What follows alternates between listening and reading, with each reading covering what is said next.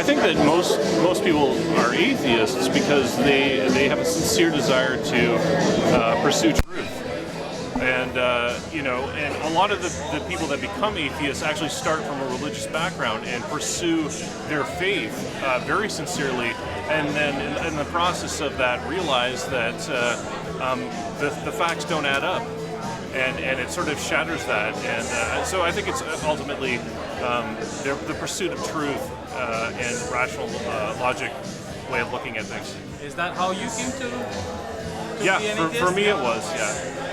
Thank you. Keep up the good work. Nuns host convention in Buckle of the Bible Belt. Nashville recently hosted its first Nuns Convention, or NaNoCon for short. The nuns refer to those who have no religious affiliation and are one of the fastest growing demographics in the U.S.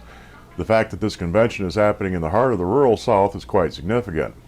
According to the leaders of the Tennessee secular community, it's easy for those who don't believe in God or associate with a particular religion in the Bible Belt to feel isolated. So several organizations, including the Murfreesboro Freethinkers and the Sunday Assembly in Nashville, have banded together to organize a free one-day conference in Nashville that offers non-believers and the religiously unaffiliated the chance to be among like-minded people, learn about issues, and connect with resources, said Patrick Holt, co-organizer of the event. Holt continues, when you get people together in a convention-type environment, it's really quite cathartic. It's really kind of cool for people to feel like, oh my goodness, I do belong to something. I do connect with people.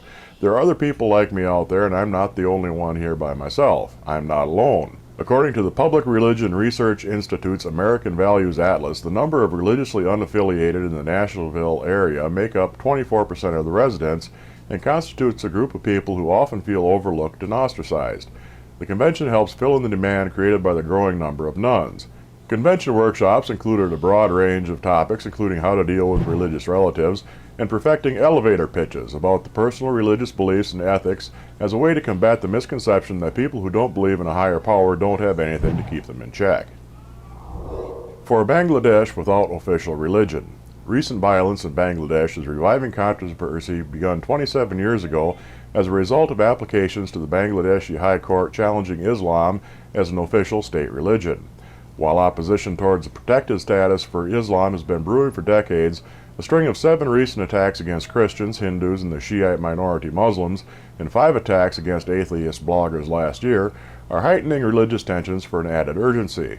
Islam has enjoyed a privileged position since 1988, but the attacks from suspected Muslim extremist factions known as Jamaatul Mujahideen Bangladesh and the Ansarullah Bangla team are intensifying a focus on state's religious policy. A group of 18 Bangladeshi activists are bringing arguments to the High Court, but not simply as a result of the recent attacks, but on the self-evident grounds that a secular country can't have an official religion in the first place. Justice delayed. John Fite, an 83-year-old former Catholic priest, is considered a prime suspect in the 1960 murder of then 25-year-old schoolteacher and one-time beauty queen Irene Garza. He was indicted last month by a Texas grand jury. Fite, who is now a resident of Scottsdale, Arizona, waived extradition and will face his charges in a Hidalgo County, Texas courtroom. At the time of the victim's death, an autopsy determined that Garza had been suffocated and raped while comatose before her body was dumped into a canal. Near her body, police recovered items belonging to Fite as well as a candelabra belonging to the church where Fite was employed. Less than a month before Garza's death, Fite had attacked another woman, and he had pled guilty in that case to a charge of assault. On the night of Garza's disappearance, Fite admits to having heard her confession. However, he denies any culpability in her demise. A 1960 grand jury determined there was insufficient evidence to charge Fite. However, the investigation has remained open ever since. In 2003, the former priest faced additional questions, but charges still were not brought up against him. Prosecutors are not yet saying what new evidence allowed them to indict this time.